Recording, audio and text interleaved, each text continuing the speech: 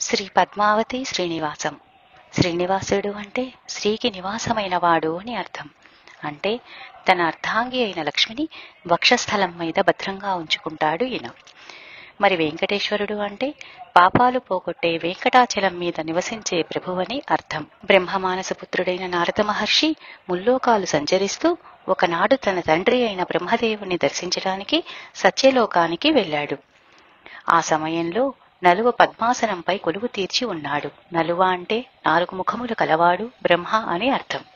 చదువుల రాని వాణి వీణాపాణి అయి ప్రక్కన ఆసీనురాలై ఉన్నది. నారద మహర్షిని చూడగానే బ్రహ్మదేవునికి ఎంతో సంతోషం కలిగింది. అత్యంత వాత్సల్యంతో ఆహ్వానించాడు. నారద మునీంద్రుడు జననీ జనకులకు నమస్కారం చేసి సమీపంలో ఉన్న ఆసనంపై ఆసీనుడైనాడు. బ్రహ్మదేవుడు, నాయనా నారద, నీవు త్రిలోక సంచారివి. భూలోకంలో వింతలు విశేషాలు ఏమైనా ఉంటే చెప్పు అన్నాడు.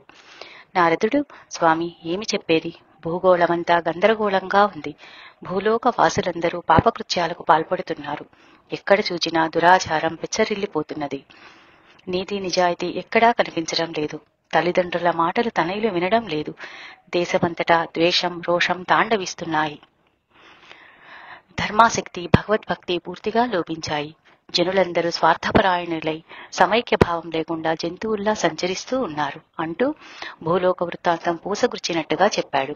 బ్రహ్మ, అవును నారద, ఇంతకు ముందే భూమాత గోమాత రూపంలో వచ్చి తన కష్టాలన్నీ మొరపెట్టుకుని పోయింది. ఈ పాపభారాన్ని మోయలేనని వాపోయింది అన్నాడు. అవును స్వామి, ఇదంతా కలిపురుషుని ప్రభావం. భగవంతుడైన మహావిష్ణువు కృష్ణావతారం చాలించినప్పటి నుండి కలియుగం ప్రారంభమైంది కదా.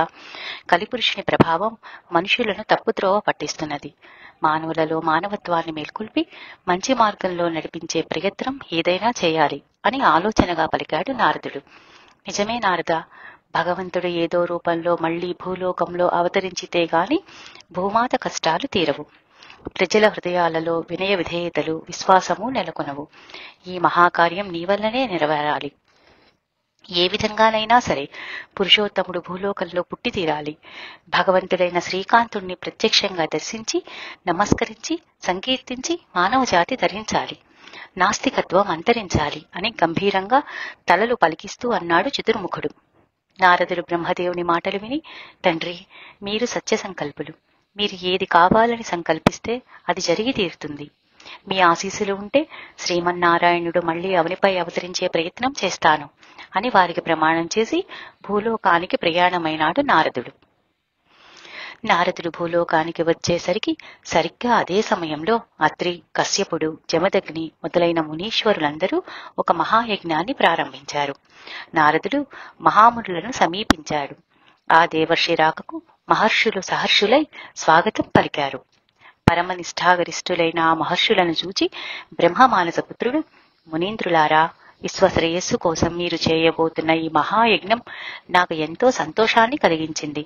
ఇంతకు త్రిమూర్తులలో ఎవరిని యజ్ఞఫలభోక్తగా నిర్ణయించుకుని మీరు ఈ మహాకార్యం తలపెట్టారో అడగవచ్చునా అన్నాడు నారదుడు.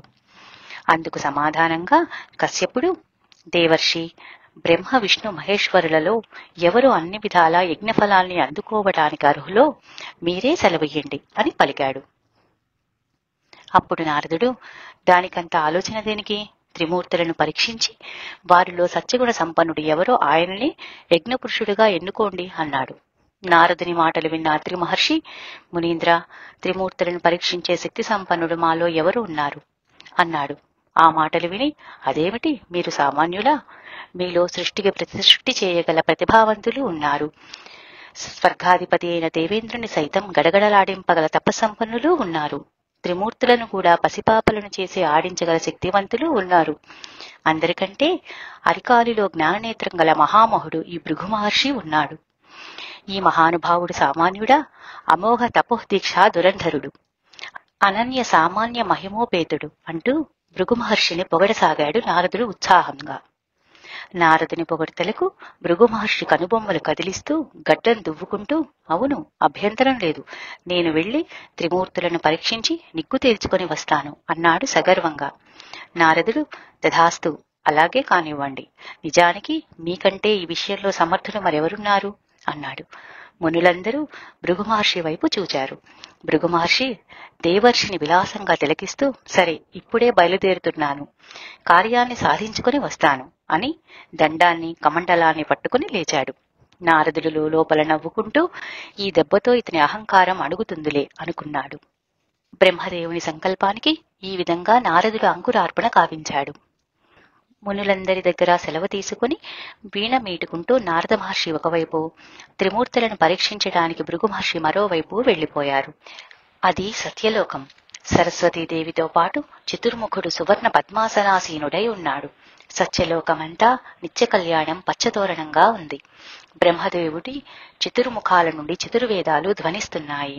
భారతీదేవి విపంచి నుండి మధురాతి మధురమైన గానం వీణుల విందుగా వినిపిస్తోంది.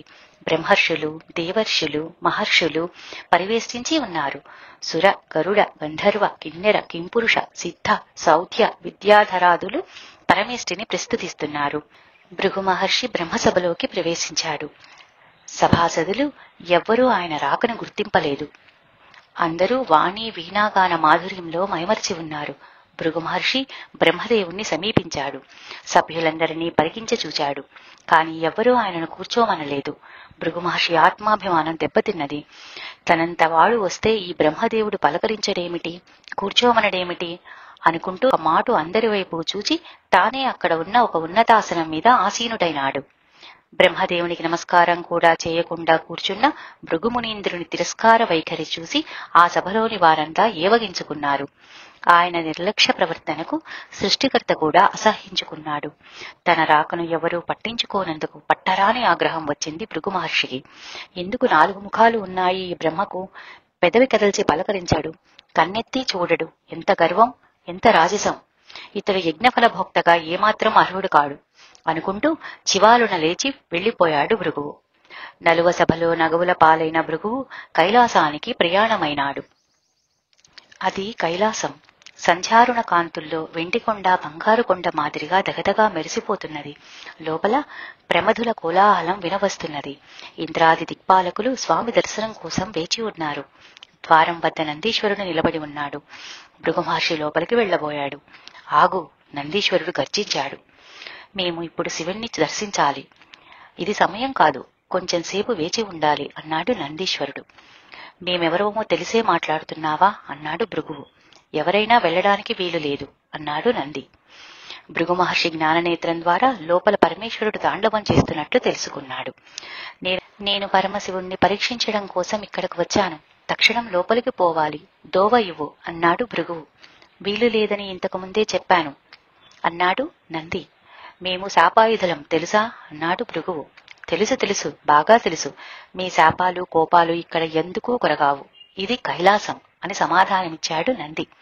నందీశ్వర, నన్నే ధిక్కరిస్తున్నావా? నీకంటే కొమ్ములు తిరిగిన వాళ్ళని ఎందరినో చూచాను అంటూ గడ్డం తడుముకున్నాడు భృగు మహర్షి. నీ గడ్డం చూసి ఇక్కడెవరూ భయపడేవాళ్లు లేరు. దక్షయజ్ఞంలో జరిగిన పరాభవం చాలదా? మర్యాదగా వచ్చిన దోవన వెళ్లిపో అని మందలిచ్చాడు నందీశ్వరుడు. దక్షయజ్ఞం మాట గుర్తుకు రాగానే భృగు మహర్షి గుండెలు జలధరించాయి. కింకరునికే ఇంత పొగరు ఉంటే ఇక ఆ శంకరునికి ఎంత ఉండాలి? ఛీ, ఈ శివునికి కూడా యజ్ఞఫలాన్ని అందుకునే యోగ్యత లేదని లోపల కొనుక్కుంటూ భృగు మహర్షి పిల్లిలాగా మెల్లమెల్లగా దూరం నుంచి వెనక్కి వెళ్లిపోయాడు. అది వైకుంఠం. ఆ మహానగరంలో ఎటు చూసినా ప్రశాంత సుందరమైన వాతావరణం. సనక సనందనాదులు ఓం నమో నారాయణాయ అనే అష్టాక్షరి మహామంత్రాన్ని జపిస్తున్నారు. మహాభాగవతులు భక్తి పారవస్యంలో భజనలు చేస్తున్నారు. భృగు మహర్షి సత్యలోకంలోనూ కైలాసంలోనూ తన పరీక్షా కార్యక్రమం పూర్తి చేసుకుని శ్రీ మహావిష్ణువును పరీక్షించడానికి వైకుంఠానికి వచ్చాడు. భృగు మహర్షి వైకుంఠ నగర సింహద్వారంలో అడుగుపెట్టాడు. అక్కడ ఉన్న ద్వారపాలకులు ఆయన గారిని నిరోధించలేదు. సనక సనందనాదులను నిరోధించి జయ విజయులు శాపగ్రస్తులు అయినప్పటి నుండి మహామునుల ఆగమనానికి అభ్యంతరం చెప్పవద్దని శ్రీహరి ద్వారపాలకులను ఆజ్ఞాపించాడు. భృగు మహర్షి సింహద్వారం ద్వారా 2 అడుగులు ముందుకు వేసి శ్రీ మహావిష్ణువు ఎక్కడ ఉన్నాడో, ఏం చేస్తున్నాడో తన జ్ఞాననేత్రం ద్వారా తెలుసుకుందామనుకున్నాడు. ఆయన తన దివ్య దృష్టిని ప్రసరింపచేశాడు. ఆ వైకుంఠపురంలో ఆ పక్కనే ఉన్న అంతఃపురం, ఆ అంతఃపురానికి ఆ మూలగా ఉన్న ఒక పెద్ద సౌధం, ఆ సౌధానికి ఎడమవైపుగా మందారవనం, ఆ మందారవన మధ్యంలో ఒక అమృత సరోవరం. ఆ సరోవరం పక్కన ఒక చక్కదనాల చంద్రకాంత శిలావేదిక.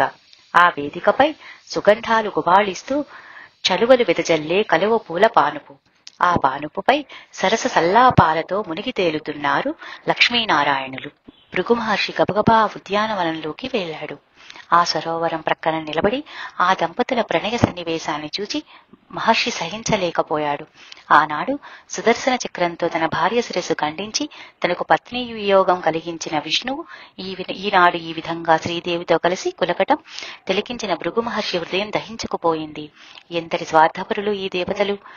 తాము వచ్చిన సంగతి కూడా తెలుసుకోకుండా తమ సంతోషాల్లో తాము నిమగ్నమై ఉన్నారు. విష్ణువు చేతిలో ఉన్న సుదర్శన చక్రాన్ని దర్శించగానే అసలే ఆగ్రహోదగ్రుడై ఉన్న భృగు మహర్షికి అగ్గి మీద గుగ్గిలం చల్లినట్లయింది. కోపాద్రేకాన్ని ఆపుకోలేకపోయాడు. ఒక్క ఉదటున వెళ్లి పెళ్లుమని శ్రీ మహావిష్ణువు వక్షస్థలం మీద ఒక్క తన్ను తన్నాడు.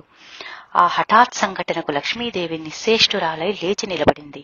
ఆమె కన్నులు ఎర్రబడ్డాయి. ఆమె భృగు మహర్షి వంక చురచురా చూస్తూ, మూర్ఖుడా, ఎంత పని చేశావు? భగవంతుడైన నారాయణమూర్తిని పాదతాడనంతో పరాభవిస్తావా? పరమ తపోధనుడవై కూడా పశువులా ప్రవర్తిస్తావా? నీ అత్యాచారానికి, నీ దురహంకారానికి తగిన శిక్ష ఇప్పుడే అనుభవిస్తావు అంటూ విష్ణుమూర్తి వెంక చూసింది. మునీంద్రుని పాదప్రహారానికి ముకుందునికి ఏమీ ఆగ్రహం రాలేదు. ఆయన ముఖం కందిపోలేదు. ఆయన కన్నులు ఎర్రబడలేదు. పరమ ప్రశాంతంగా ప్రసన్నంగా లేచి వినయ వినమ్రుడై, మహర్షి, ఎంత శ్రమపడ్డారు! పరమ కోమలమైన మీ పాదార విందం నా కఠిన కర్కశ వక్షస్థలాన్ని తాకి ఎంత నొచ్చిందో కదా! దయచేసి మీ పాదం ఇలా ఇవ్వండి. మెల్లమెల్లగా ఒత్తి మీ బాధ తీరుస్తాను అంటూ చేతులు చాచి భృగు మహర్షి పాదాలను పట్టుకున్నాడు. ఆ దృశ్యం చూసేసరికి లక్ష్మీదేవికి ఒడలు జలధరించింది. ఆమె ఆగ్రహం మిన్నుముట్టింది. పరమదుర్తుడైన మునిని శిక్షించకపోగా శ్రీహరి ఆయన పాదాలు పట్టుకోవటం ఆమెకు గోరు చుట్టు మీద రోకటిపోటైనది. ఆ అవమానాన్ని ఆమె మనస్సు భరించలేకపోయింది.